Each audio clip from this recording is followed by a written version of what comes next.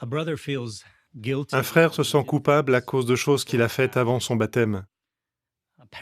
Un père ou une mère se sent coupable parce que ses enfants ont quitté la vérité. Une sœur se sent coupable parce qu'elle a divorcé de son mari infidèle. Quel est le point commun entre ces personnes? Elles souffrent d'un sentiment de culpabilité inapproprié.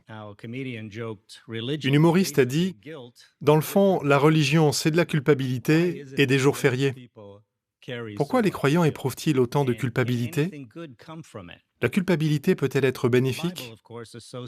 La Bible rattache la culpabilité aux lois, au péché et à la transgression. Lisons ensemble Galates 3, verset 19. Et voyez quel effet la loi mosaïque avait sur les Israélites.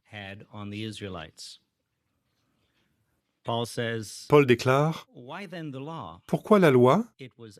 Elle a été ajoutée pour mettre en évidence les transgressions.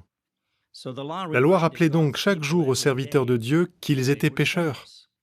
Comme la loi de Jéhovah était parfaite, personne ne pouvait y obéir parfaitement. Donc les Israélites ne pouvaient pas échapper au sentiment de culpabilité. Mais pourquoi Jéhovah leur a-t-il donné une loi qui les faisait se sentir coupables? Il y a au moins 3 raisons. Premièrement, c'est normal de se sentir coupable quand on a fait quelque chose de mal. Ce sentiment nous rappelle les normes justes de Jéhovah et sa position de souverain de l'univers. C'est aussi la preuve que notre conscience fonctionne bien. Deuxièmement, on a tous vécu cette situation où on n'a pas encore mal agi, mais on a envie de le faire. À ce moment-là, la culpabilité est notre allié. C'est un peu comme la douleur physique. La douleur physique peut être le signe d'un problème de santé. De même, la douleur morale que provoque la culpabilité peut être le signe d'un problème moral ou spirituel. Enfin, troisièmement, quand quelqu'un qui a mal agi reconnaît sa culpabilité, cela lui procure des bienfaits à lui, mais aussi à celui qui a subi le tort. La personne coupable est soulagée d'être pardonnée, et la victime se sent mieux en voyant que le coupable l'aime suffisamment pour lui présenter ses excuses. Malheureusement, parfois on se sent coupable sans être coupable. Cette culpabilité inappropriée peut plonger quelqu'un dans la souffrance affective, voire l'amener à s'accabler de reproches. Examinons 3 situations où une culpabilité inappropriée peut nous paralyser et voyons comment nous en débarrasser. La première situation concerne ce qu'on pourrait appeler la culpabilité persistante. C'est un sentiment de culpabilité qu'on éprouve pour un péché passé dont on s'est repenti. On a même été pardonné, mais on n'arrive pas à se pardonner soi-même. Alors on continue de ruminer le passé et ça nous prive de notre joie, ça nous épuise. Que faire dans ce cas? Pensez à l'apôtre Paul. Parfois, ce qu'il avait fait dans le passé le perturbait. Comment gérait-il ses sentiments? Découvrons la réponse en 1 Corinthiens 15, versets 9 et 10. Comme vous le savez, Paul, avant d'être baptisé, persécutait les frères de Christ. Il a même apporté son soutien à la lapidation d'Étienne. D'après vous, quel effet ces souvenirs avaient-ils sur lui? Eh bien, regardez ce qu'il dit au verset 9. Je suis le plus petit des apôtres, et je ne suis pas digne d'être appelé apôtre, parce que j'ai persécuté l'Assemblée de Dieu. Si, comme Paul, vous avez des responsabilités dans l'organisation, le sentiment de ne pas en être digne peut se révéler dévastateur. Satan essaie de vous faire douter de votre valeur et du fait que vous avez encore l'approbation de Jéhovah. Et il utilise souvent cette arme quand vous êtes particulièrement vulnérable, quand vous croulez déjà sous le poids de vos échecs et de vos déceptions. Mais Paul ne s'est pas laissé vaincre par ses sentiments. Il n'a pas cédé à la pression. Notez ce qu'il dit au verset 10. Je suis ce que je suis par la faveur imméritée de Dieu. Et la faveur imméritée qu'il m'a accordée n'a pas été inutile, car j'ai travaillé plus que tous. Enfin, pas moi, mais la faveur imméritée de Dieu qui est avec moi. Donc Paul était conscient que Dieu l'acceptait comme il était, et il savait qu'il ne pouvait rien changer au passé, même si c'était peut-être son plus cher désir. Il a accepté la faveur imméritée de Dieu, et il a laissé Jéhovah l'utiliser. Comme Paul, nous nous sommes repentis de nos péchés passés. Dans le cas où ils étaient graves, nous en avons parlé aux anciens. Donc nous aussi, nous pouvons être convaincus que Jéhovah nous a pardonnés. Pourquoi? Parce que Jéhovah nous assure qu'il pardonne généreusement.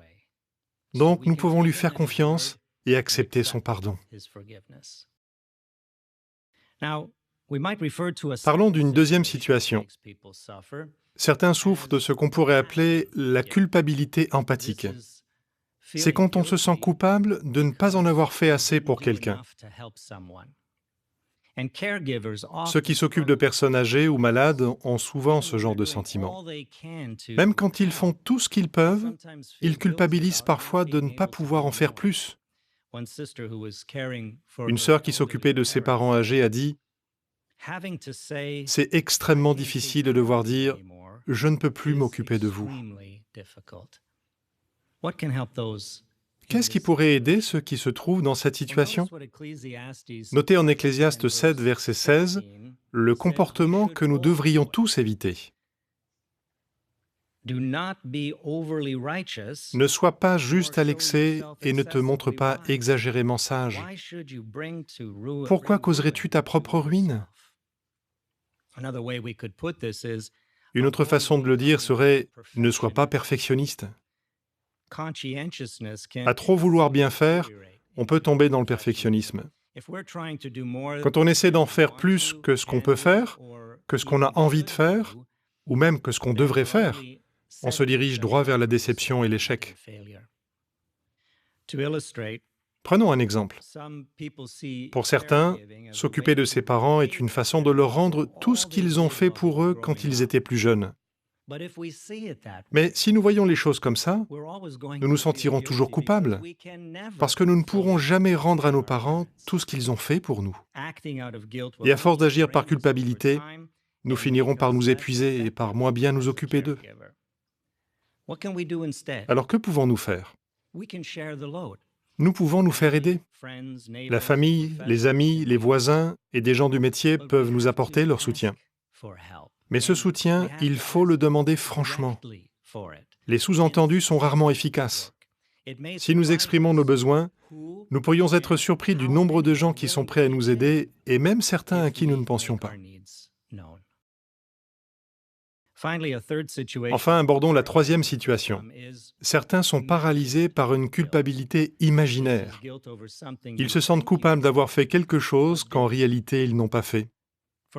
Par exemple, Teresa, qui a perdu sa fille dans un accident, explique « Je me sens coupable de l'avoir envoyée faire des courses ce soir-là. » Une autre sœur dit « Quand on divorce, on peut ressentir une culpabilité écrasante, même si on est le conjoint innocent. »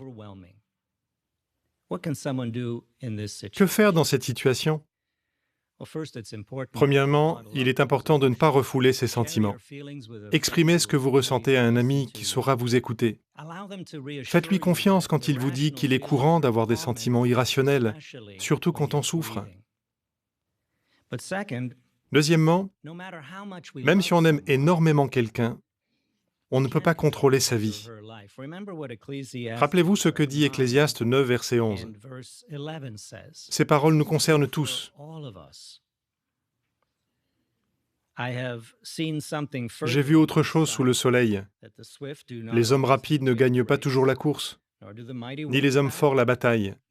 Les sages n'ont pas toujours à manger. Les intelligents ne sont pas toujours riches. Ceux qui ont la connaissance ne réussissent pas toujours, parce que temps difficiles et événements imprévus les surprennent tous. Donc, on n'est pas responsable de ce qu'on ne maîtrise pas. Avant de vous reprocher une erreur, assurez-vous qu'une erreur a bien été commise. Parlez-en avec un ami proche et recentrez vos pensées sur l'avenir. Se répéter « Ah, si seulement » ne changera rien, et ça pourrait même retarder votre guérison. Ne laissez pas une culpabilité inappropriée prendre le contrôle de votre vie. Donc, en résumé, une conscience coupable peut et devrait nous inciter à confesser nos péchés et à prendre des mesures concrètes. Mais une culpabilité inappropriée est dangereuse. Elle peut nous démoraliser et nous empêcher de donner à Jéhovah le meilleur de nous-mêmes.